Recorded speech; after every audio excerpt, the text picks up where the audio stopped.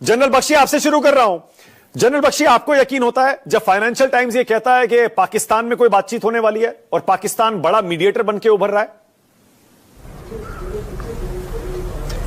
ये खबरें हमने भी सुनी हैं कि पाकिस्तान, इजिप्ट और तुर्की ये मिला के मध्यस्थता करा रहे हैं और ईरान से बात कराने की कोशिश करा रहे हैं, जिसके लिए डोनाल्ड ट्रंप बड़े खुश होके कह रहे थे कि मैंने 5 दिन का सीज फायर दे दिया है। हालांकि वो कह रहे थे कि कल सुबह वो भीषण पलटवार करने वाले हैं, सारे पावर प्लांट्स उड़ा देंगे, इत्यादि इत्यादि। लेकिन साहब, मैं आपको एक चीज बताना चाहता हूं। अगर आप डोनाल्ड ट्रंप साहब का पैटर्न ऑफ बिहेवियर देखें, पिछले साल जब वो आप देखें कि लड़ाई शुरू होने वाली थी, डोनाल्ड ट्रंप ने बातचीत का नाटक किया। बातचीत चल रही थी कि इजराइल ने हमला कर दिया और फिर डोनाल्ड ट्रंप साहब भी कूद गए थे। ठीक है, इस साल जब लड़ाई हुई है शुरू 28 फरवरी, उसके पहले भी बातचीत हो रही थी। ओमान का फॉरेन मिनिस्टर मध्यस्थता कर रहा था, कतर में बातचीत हुई थी, जनीवा में बातचीत हुई थी, यही मंडली थी, विटकॉफ, जनरल विटकॉफ और जेरार्ड कुशनर। और हमें बताया गया था, ओमान के फॉरेन मिनिस्टर ने बताया कि साहब deal was done, Iran had agreed to hand over its fissile material, और फिर ईरान के ऊपर हमला कर दिया। जब भी डोनाल्ड ट्रंप पीस की बात करते हैं वो दोगलापन होता है। It is just to gain time for deployment. देखिए, मैं आपको बता दूं कि 2 एम्फीबियस असॉल्ट शिप त्रिपोली है, जो कि एक छोटे साइज का कैरियर है, और जो marine amphibious landing group 31 ME marine expeditionary unit 31 को लेकर वो ओलकाहामा जापान से गल्फ पहुंच गया है। बॉक्सर वो फ्राइडे तक आ जाएगा और एक और एम्फीबियस लैंडिंग शिप फ्राइडे तक आएगा। यानी फ्राइडे तक 5 दिन बनते थे। ये टाइम डोनाल्ड ट्रंप को चाहिए था कि कोई बेवकूफ उतरे और पीस टॉक का नाटक करे, और पाकिस्तान के फील्ड मार्शल आसिम मुनीर ने ये बिल्कुल फिल कर दिया है। ईरान को इल्म होना चाहिए कि 2 बार पहले उसको पीठ में छुरा घोंपा जा चुका है पीस टॉक के नाटक से। मैं नहीं समझता वो इस बारी इतनी जल्दी मानेंगे, लेकिन वो पाकिस्तान को जरूर याद रखेंगे कि उसने डिसेप्शन प्लानिंग में बड़ा कारगर हिस्सा किया। पाकिस्तान का एग्रीमेंट है सऊदी अरेबिया से, और वो ये कह रहा है सऊदी अरेबिया को कि कोई हमला सऊदी अरेबिया पे, पाकिस्तान पे हमला है। क्या किया है तैने अभी तक भाई? तेरे अगर सऊदी अरेबिया पे तो हमले पे हमले पे हमले हो गए। उनकी वो रास रिफाइनरी पूरी उड़ा दी गई है।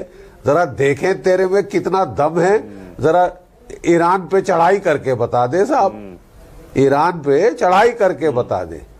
तो ये उससे किनारे होने के लिए, पतली गली से निकलने के लिए उसने नाटक शुरू किया है पीस टॉक का, जो कि डिसेप्शन प्लान है कि ईरान अपनी जो है अलर्टनेस कम कर दे और उस पर धोखे से हमला हो, जिसमें पाकिस्तान एक अहम भूमिका निभाएगा। पाकिस्तान भूमिका निभाएगा कि ईरान का ध्यान बांटे, ईरान को गुमराह करे और इमरान पे हमला कराए। सब जानते हैं कि जब शिया प्रोटेस्ट कर रहे थे पाकिस्तान में, 100 शिया बेचारे मरवा डाले थे इस नापाक ये जो फील्ड मार्शल है मुल्ला आसिम मुनीर, इसने मार डाले थे बेरहमी से।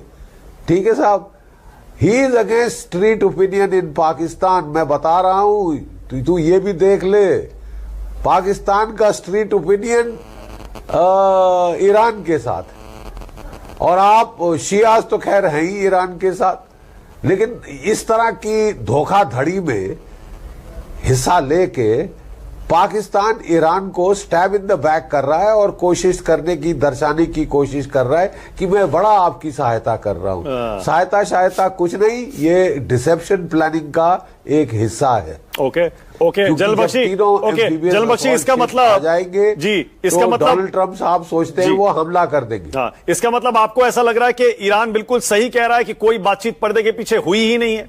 जनरल बख्शी, और क्या वाकई ईरान आपको लगता है इस पोजीशन में है कि अगर कोई बातचीत के फीलर्स आते हैं वो सीधा सीधा इनकार कर दे? इस समय क्या ईरान का अपर हैंड है क्या, जो इस तरह डिप्लोमेसी को वो ना कह रहा है? नहीं, ईरान देखिए साहब, मैं कहना चाहता हूं कि अभी तक ईरान हर वार का पलटवार करते आया है, और एज अ मिलिट्री एक्सपर्ट मैं कहूंगा कि एस्केलेशन डोमिनेंस ईरान के पास है। यानी एस्केलेशन डोमिनेंस किसे कहते हैं कि आपने वार किया, उसने ऐसा पलटवार किया कि आपकी सिट्टी पिट्टी गोल हो गई। आप कह रहे थे कि हम वहां उड़ा देंगे पावर प्लांट, उसने कहा साहब मैं सारे डीसैलिनेशन प्लांट उड़ा दूंगा। 90% से ज्यादा पानी बेचारे जो गल्फ के देश है उनका वहां से आता है। वो गल्फ के देश अमेरिका को बोलेंगे अच्छी आप हमारी प्रोटेक्शन कर रहे हो साहब, आप तो लोगों को तरसा के पानी के लिए मारोगे, 2 दिन में हाहाकार शुरू हो जाएगा साहब।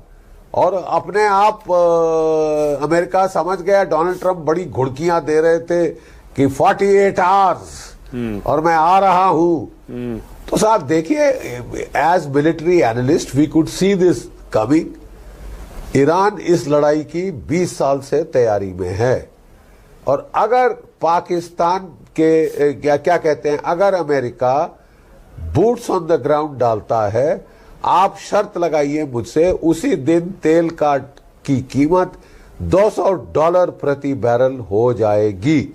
उस दिन, जिस दिन ये शुरू होता है, स्टॉक मार्केट्स में जो डोनाल्ड ट्रंप थोड़ा सा जो ब्लड बाथ हो रहा है उसको रोकना चाहते थे, इसलिए उन्होंने ये फरेब किया है, जिसमें पाकिस्तान ने पुरजोर साथ दिया है।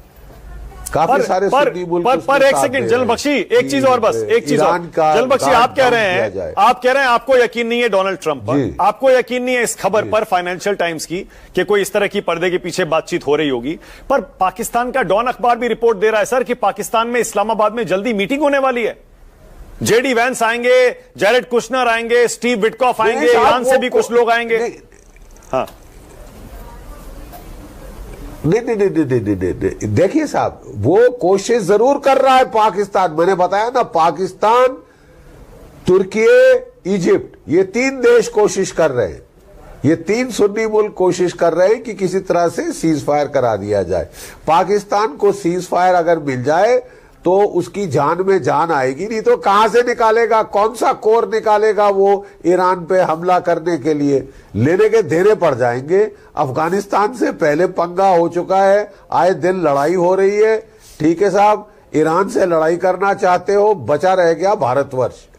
ठीक है, तो हम भी आपकी पार्टी पूरी कर देंगे, क्योंकि ऐसा हरामखोर मुल्क जो कि ईरान की पीठ में छुरा घोंपना चाहता है, पीस टॉक का झांसा देकर, ये झांसा दिलवाना चाहते हैं डोनाल्ड ट्रंप, ताकि वो अपनी फौजें तैयार कर ले ग्राउंड हमले के लिए।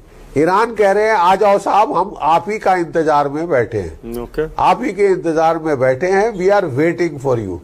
ठीक है, 5000 मरीन आप लगाओगे, 1000 मील लंबी कोस्ट लाइन है, 1000 लंबी कोस्ट लाइन है ईरान की। चप्पे चप्पे पे गुफाएं हैं, टनल हैं, जिसमें बैलिस्टिक मिसाइल्स हैं, क्रूज मिसाइल्स हैं, एंटीशिप मिसाइल्स और ड्रोन्स हैं। असली खतरा शिपिंग को ये ड्रोन्स हैं, ये मिसाइल्स हैं, इनको हटाना पड़ेगा। इसके पहले की त्रिपोली को भी आप अंदर घुसेड़े। अगर इब्राहिम लिंकन को भागना पड़ा वहां से, अगर जेराल्ड फोर्ड एयरक्राफ्ट कैरियर को भागना पड़ा, वो तो Nimitz class biggest carriers in the world थे। ये तो छोटे छोटे कैरियर हैं, 40,000 टन के, वो तो लाख टन के कैरियर थे, वो भाग लिए हैं। तो ये क्या कर लेंगे, कौन सा करिश्मा करेंगे, हम भी देखें। डोनाल्ड ट्रंप अपने बड़े क्वालिटी मिलिट्री मैन पावर की जान बेवजह खतरे में डाल रहे हैं। उनके अपने मिलिट्री एक्सपर्ट्स ने बोल दिया है, ground operations chances of success 10%, यानी 90% चांस ऑफ फेलियर। और फिर भी अगर कोई सुप्रीम कमांडर अपने चवन्नी में अपने जवानों की जान गंवाना चाहता है, तो that is criminal. Okay, all right, मेरे हिसाब से ओके, ऑल राइट, ओके, जरा आशुतोष को लाइए। ओके, आशुतोष को लाइए।